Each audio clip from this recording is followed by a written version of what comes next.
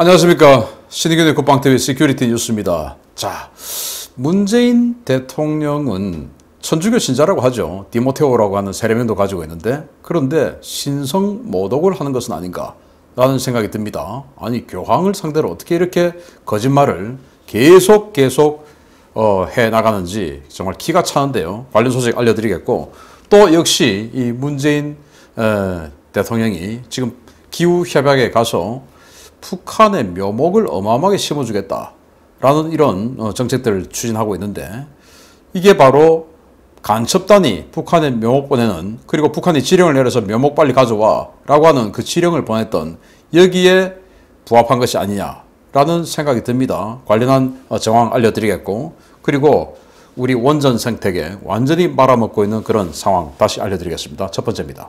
수천억 원을 들여 개발하는 소형 모듈 원전, 요즘 선진국들이 꽂혀있는 미래 에너지원인데요.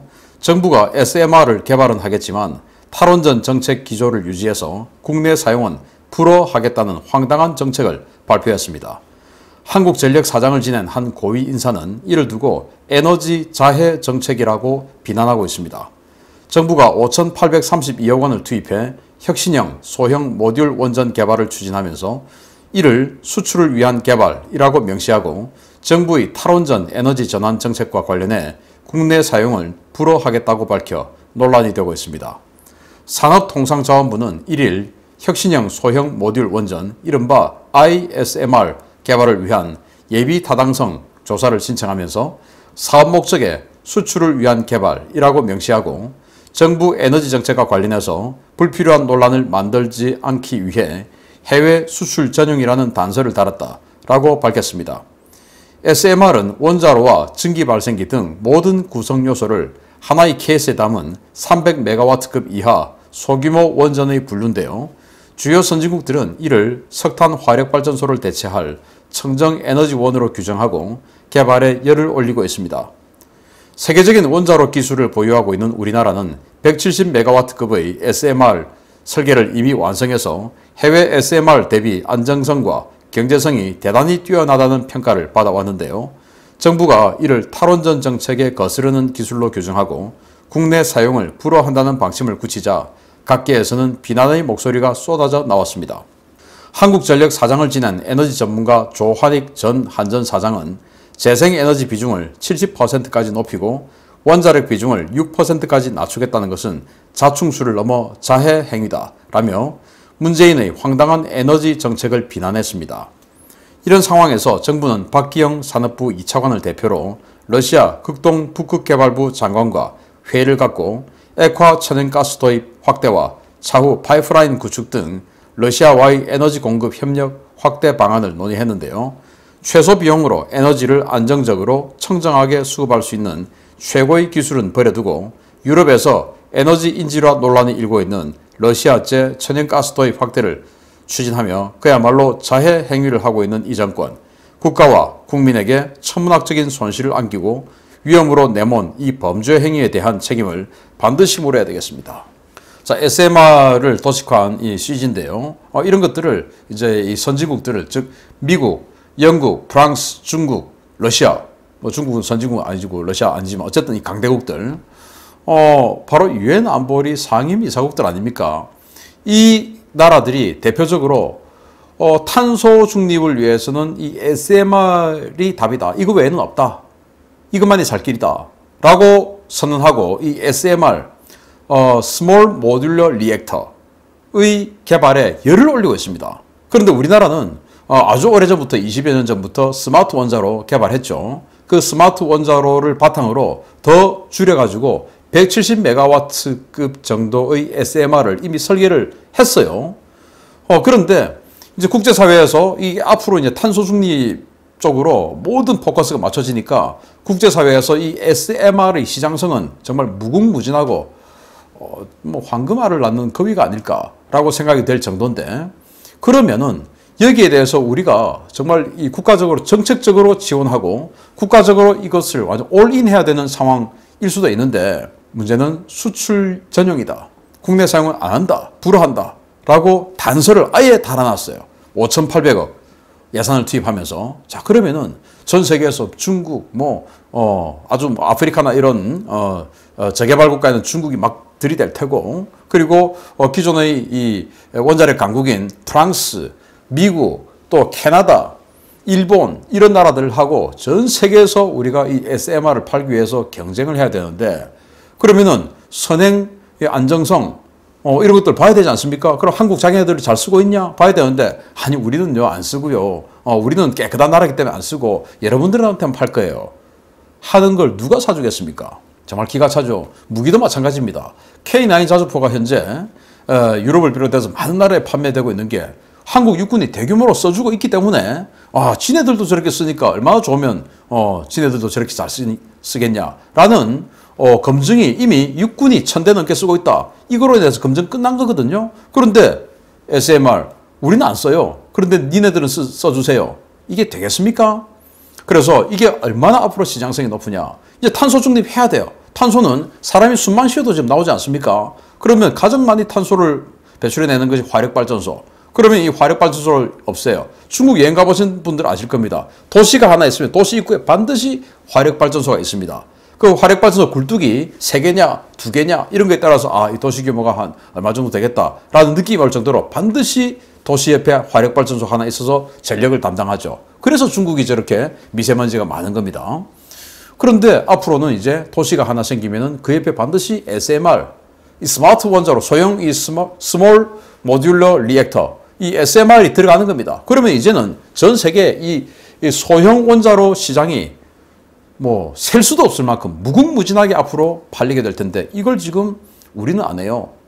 정말 기가 차는 자다. 그래서 이거는 자충수가 아니라 자해 행위다. 자해는 혼자 하지 왜 우리 국민을 이렇게 전체를 다 자해를 시키는지 모르겠습니다.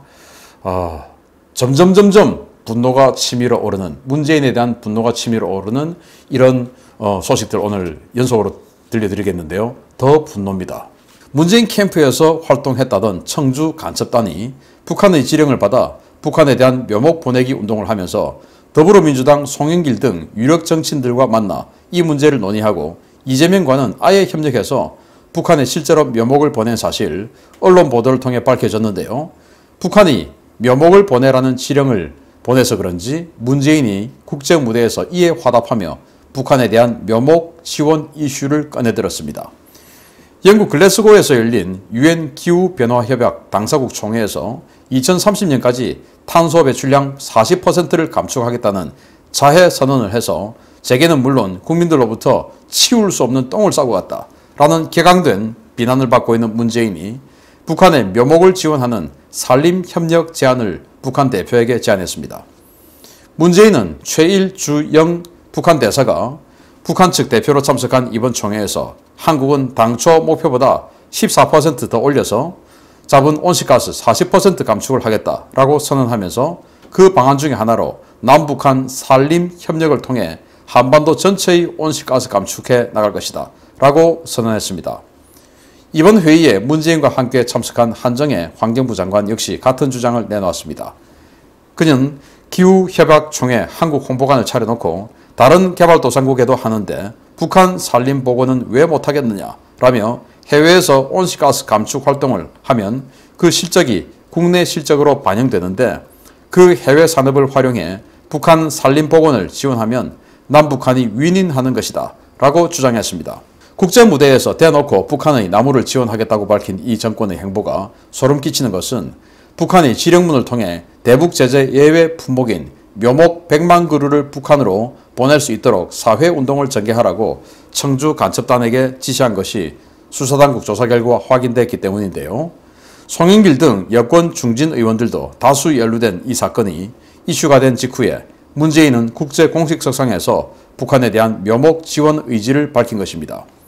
청주 간첩단은 시민단체를 조직해서 북한에 묘목을 보내겠다며 1000억 원 모금 운동을 지난 7월부터 전개했는데요. 이 자들은 2019년 5월 이재명의 경기도와 접촉해 약 15억 원어치의 대북 지원 물자를 보내며 4억 7,400만 원어치 묘목을 북한으로 보내는 데 성공하기도 했습니다.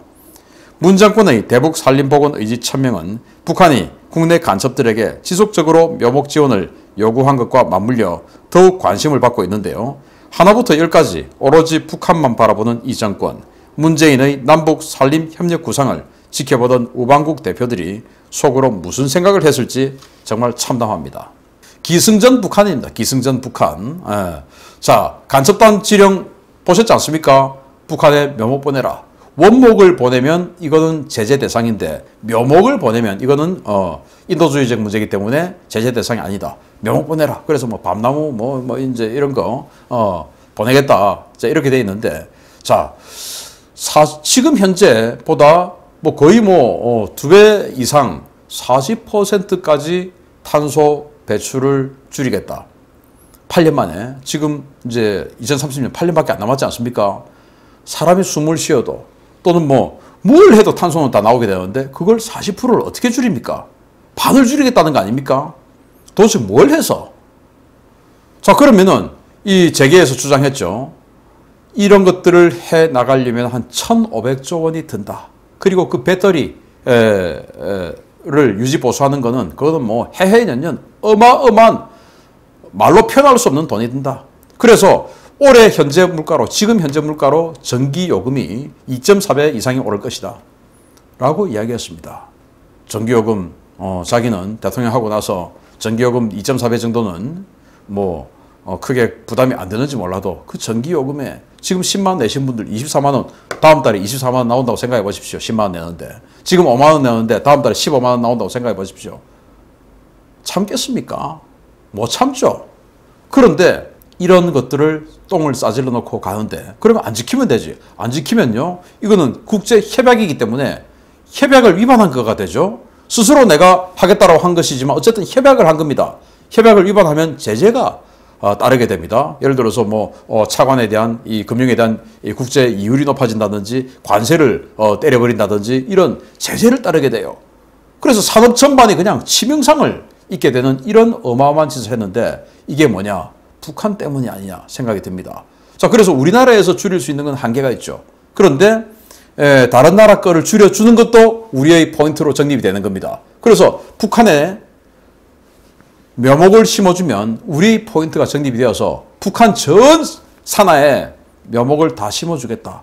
그러면 한 40% 좀 저지르고 나면 북한에 묘목 다 심어주는 명분 생기는 거 아니냐라는 거 아니겠습니까? 그것도 이 실무진에서 35%, 그것도 35%도 너무 많아, 24%도 너무 많아 했는데 좀 더 해. 35%라고 지금 준비하고 있는 상황에서 한 40%는 돼야 되지 않습니까? 내 체면이 있는데. 해서 40%가 된 겁니다. 계산도 없고 그냥 40%. 기가 찬 거죠. 그게 국민들에게는 1,500조 원의 똥을 싸버린 거고.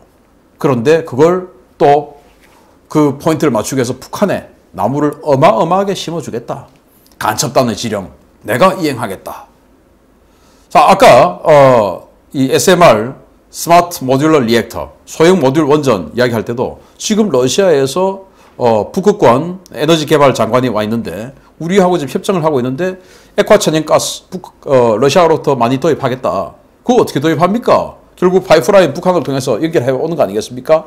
어떻게든지 북한에 뭔가 소득이 창출될 수 있도록 북한에 그냥 파이프라인 그냥 연결합니까?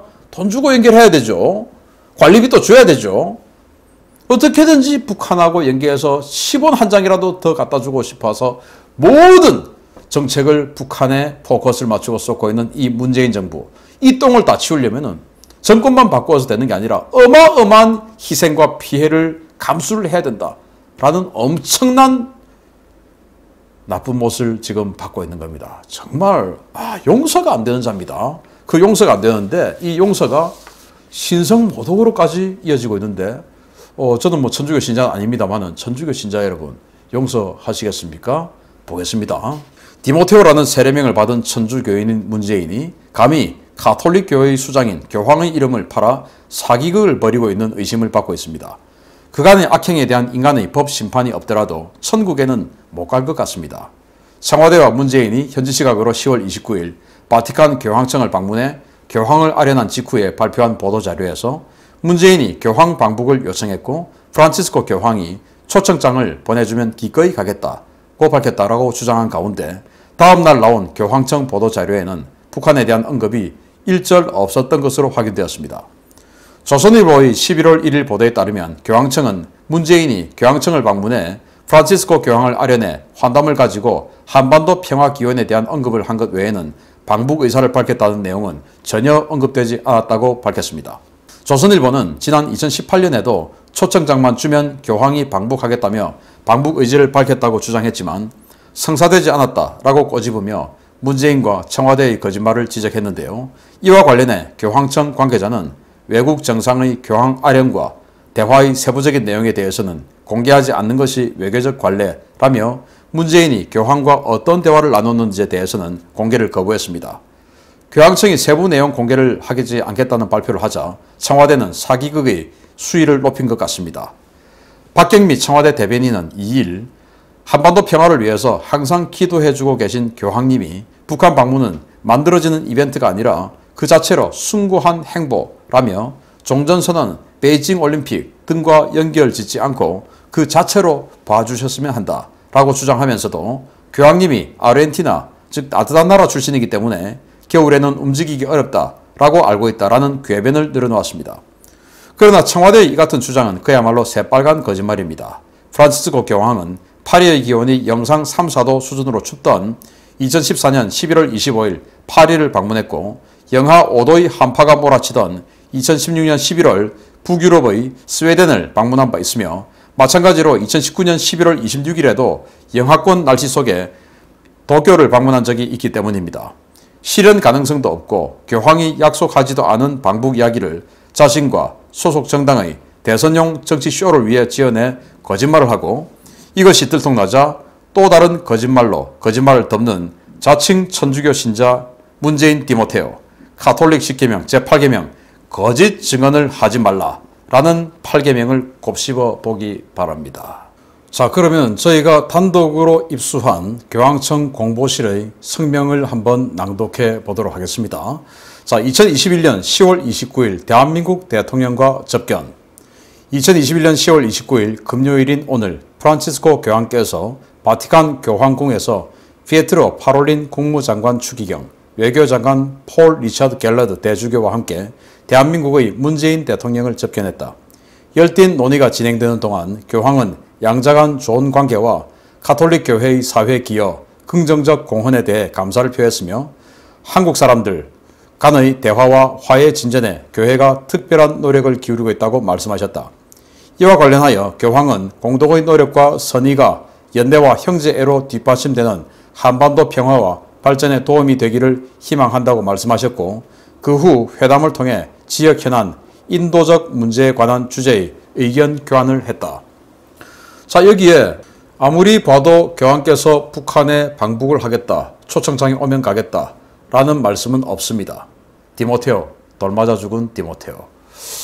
자, 얼마나 이 황당한 이야기인가 하면은 초청장을 보내주면 가겠다 이 말을 누가 못합니까? 자, 그러면은 우리끼리 일반인들끼리도 자, 제가 초청하면 오시겠어요? 라고 먼저 묻습니다. 그런데 이 정도 정상급에서는 초청장을 보내기 위해 전에 그냥 초청장 무턱대고 보내지 않습니다. 보내기 전에 초청장을 보내드릴 텐데 혹시 그래도 될까요? 라고 먼저 외교적으로 교섭이 들어가죠. 그러면은 초청장을 받아주는 대신 그러면은 당신네들은 어떤 조건을 제시할 건가요? 가 또 들어가죠. 그럼 우리 입장에서는 지금 인권 문제 그리고 종교의 자유 문제 종교 박해 문제 이런 것들이 지금 북한에 좀 걸리는데 그건 어떻게 해결해 주실 건가요? 그리고 교황님이 가시면 반드시 미사 집전을 할 텐데 거기는 성당이 없잖아요. 성당이 있어요. 그건 가짜잖아요. 이제 이런 거를 어떻게 할 거냐? 즉 김정은이는 그런 것들을 해결해 줄 수 없기 때문에 초청장을 보내줄 수 없는 겁니다. 그냥 개인과 개인이면은 초청장 보내서 뭐 안 오면 그만인데 여기는 그 초청장 보내기 전에 모든 것을 이렇게 조율해 놓은 다음에 초청장을 보내고 하는 것이지 그냥 보내는 거 아니죠. 그렇기 때문에 김정은은 초청장을 보낼 수 없는 거예요. 인권 문제를 어떻게 김정은이가 교황의 위상에 맞는 인권 문제 수준까지 해결해 주겠습니까? 김정은이가 어떻게 북한에서 천주교를 인정해 주겠습니까? 안 되죠. 그러니까 초청장 못 주는 겁니다. 그런데 계속 이렇게 거짓말하죠. 그리고 교황청에서 이 세부 내용은 안 밝힌다 라고 하는 그것에 또 용기백배 해가지고 어차피 안 밝힐 거니까 마구마구 지금 막 지르고 있는데, 아르헨티나 출신이라서 따뜻해서 지금은 못 간다. 지금 왜 못 가냐? 라고 이제 나올 것 같기 때문에 따뜻해지면 갈 거다. 따뜻해지면 가는가 한번 보겠는데요. 자, 이렇게 영하의 날씨 속에 스웨덴을 방문했던 사진도 있네요. 그래서 교황청 쫙 기록을 조사해보니까 11월에 파리, 일본, 도쿄 추운데 많이 다니셨습니다. 이런 거짓말을 청와대에서 합니다. 정말 용서받지 못할 자들 아니겠습니까? 그래서 저는 이 카노사이 굴욕이라는 역사가 생각이 납니다. 1000년 전이죠. 물론 뭐 아주 오래전이고 이 교황청의 이 위력이 지금부터 훨씬 셀 텐데, 신성 로마 제국이 지금 독일이죠. 굉장히 이제 강성하면서 이 교황청하고 대립을 했습니다. 결국은 뭐 교황청에 굴복을 했죠. 그래서 이 신성 로마 제국 황제가 알프스 산을 넘어가서 카노사 성에 교황이 와 계신다는 말을 듣고 거기 가서 용서를 빌려고 맨발로 넘어가서 그 카노사 성 앞에서 맨발로 서서 3일을 용서를 빌고 맨발로 서 있었습니다. 그리고는 용서받았죠. 이렇게 교황님을 상대로, 성하를 상대로 거짓말하다가 큰일 난 수가 있습니다. 디모테오. 돌 맞아 죽었다고 하는데 카노사 굴욕 생기서는 안 되겠죠. 마치겠습니다. 감사합니다.